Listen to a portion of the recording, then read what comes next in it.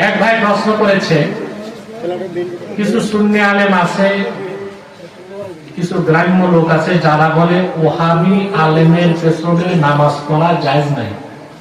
কথা তো ঠিক, কিন্তু ওহাবি কে তা তো চিনতে হবে। ওহাবি আলেমের পেছনে নামাজ না পড়াই উচিত, আর ওহাবি কে তা তো চিনতে হবে। আপনারা বাংলাদেশে যারা কওমি মাদ্রাসায় পড়ে ঢালাও ভাবে তাদের ওহাবি বলেন, এটা একটা ভুল। কওমি মাদ্রাসায় পড়লেই কেউ ওহাবি হয় না। কওমি মাদ্রাসায় যারা পড়াশোনা করে তাদের গোড়াটা কোথেকে জানেন? সৈয়দ আহমদ বেরেলভী রহমতুল্লাহ। সৈয়দ আহমদ বেরেলভী রহমতুল্লাহ প্রধান খলিফা কারামত আলী জৌনপুরি রহমতুল্লাহ থেকে সিলসিলা জৌনপুর।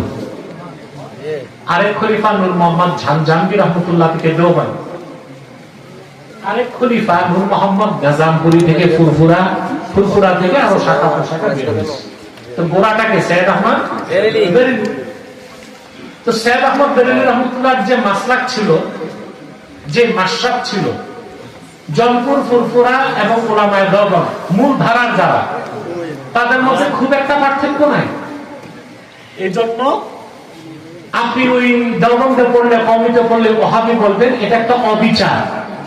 ওহাবিকে ইবনু আব্দুল ওহাব নজদির আকীদায় বিশ্বাসী ওহাবি। ইবনু আব্দুল ওয়াহাব নজদির আকীদার সাথে আমাদের আহলুস সুন্নাহর আকীদার 15টা পার্থক্য। এখন যদি আপনি সহজে চিনতে চান, যারা কট্টর লামাযহাবী সালাফি দাবিদার তারাই ওহাবী।